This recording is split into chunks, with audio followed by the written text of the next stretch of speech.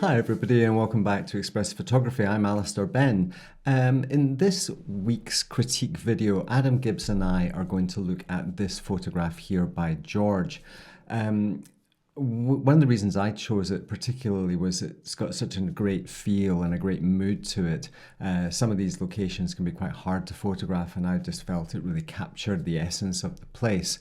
It's always worthwhile to remind you when you're looking at these critique videos that Adam and I are really just basing our critiques on our experience that we've gained over the years.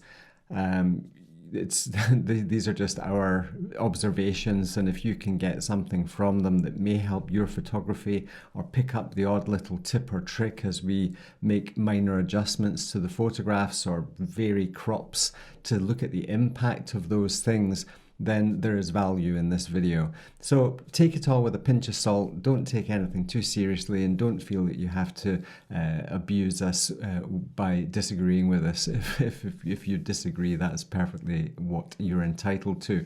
We're not trying to say this is the law. So sit back and enjoy this critique that Adam and I have done for this beautiful photograph by George. When I first got into photography, one of the concepts that I had a hard time realizing was how important light is in photography. And it was only after I had a bit of an epiphany with one of my own images where the light was just absolutely fantastic that I suddenly realized just how important light really was. And in many cases, when we're out chasing the light, we're doing just that.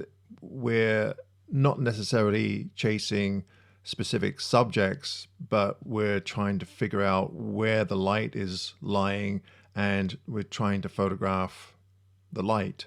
Now, that's not with every subject that we photograph, but that's one of the things that I've tried to emphasize throughout my videos on YouTube, is that in 95% of the photographs that I take, it's usually something about the light that I like and how that light relates to the landscape that I'm photographing.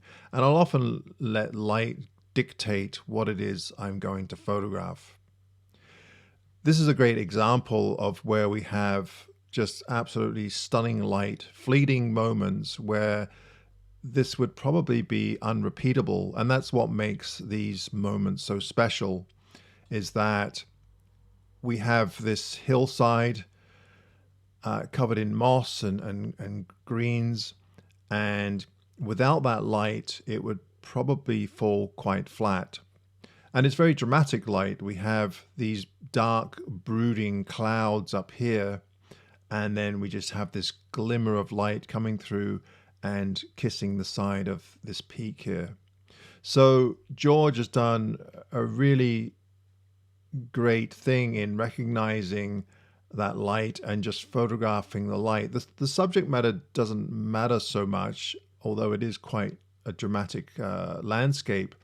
It's all about the light.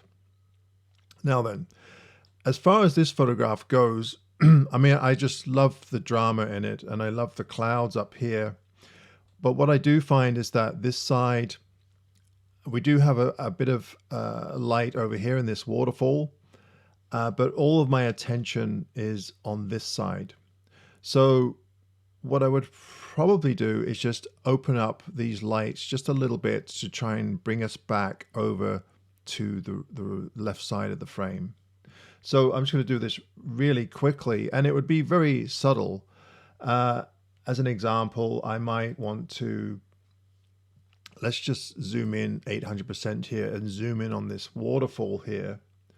And we'll just grab a brush, and I'm just going to really quickly just paint a mask in here, like so. And then I'm going to bring up the whites, not the exposure, because that would bring up the whole hillside. Mind you, we can do that just a little bit. There we go, like that. And let's try the highlights. Highlights doesn't really do much in this case. So if we zoom out now, And we'll just get rid of that mask. I've opened it up enough that your eye, and you can work on this to make it more subtle than I've done it here. But the idea is to try and balance this whole scene out, like so. Something else that I might do is, again, we'll grab a brush here and bring up the light area in this here, just to bring us back into the frame again. So we'll just make the brush a little bit bigger. And I'm just going to paint in this section here really loosely. And then again, I'm going to bring up the whites so that we're making this spot just a little bit brighter to bring your attention back into the frame. And it's very subtle, but sometimes subtlety can really help with a photograph. And it's all about balance too. If you want to bring more attention to this area or this area, then you would brighten them up. If you want this to be definitely the dominant part of the frame, then you might want to subdue these just a little bit and brighten up this section here. So what we can do is we could, again, just loosely bring this up. And this might not work the way I'm doing it now, but let's see how what happens here. And again, we'll just bring up the whites just ever so slightly, just to dramatize that light and bring up those lighter areas like that. So there we go. And you can see that I haven't done an awful lot, but I do think that it brings your eye over to this side. Let me know what you think. Great image. In today's critique here, I really wanted to highlight this photograph by George here.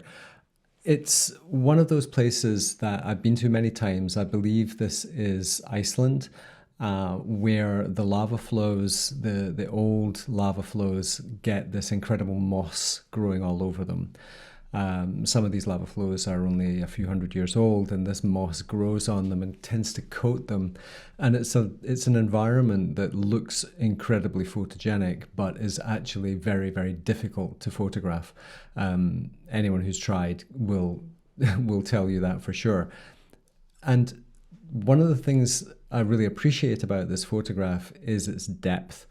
There's a great sense of being in a foreground, looking across an expanse of jagged, moss-covered landscape towards distant mountains, and then this very atmospheric, squally shower, which is creating all this atmosphere over the hillside.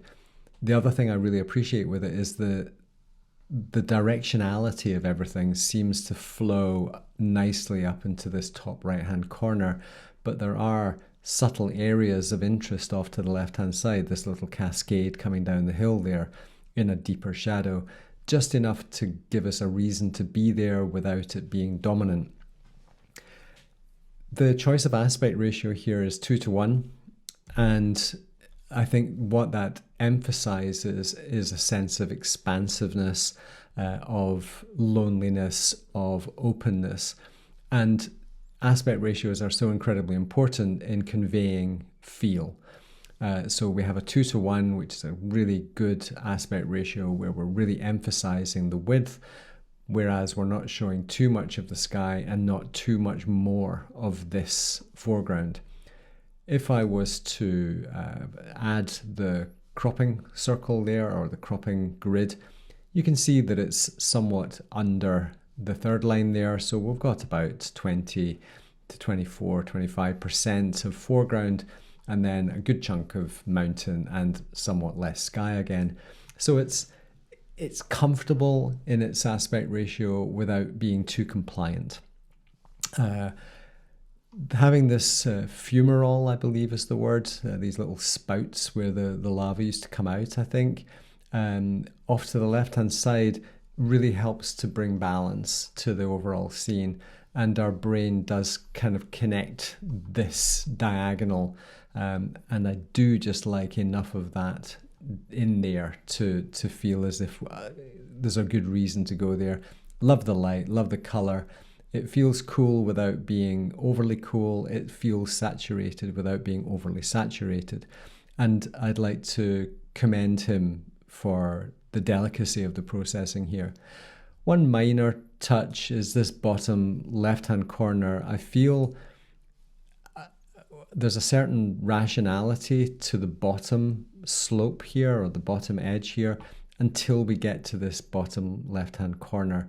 And to me, it just feels a little rectangular, and it feels like a hole. That, if we think about the weight of that corner, it feels like it wants to suck you in, and that would be my only concern. And it may be as simple as just having a simple brush and lifting the blacks or opening the shadows a bit, just to take off a little bit of the heaviness, because that way it just doesn't quite suck us in as much as the original version did.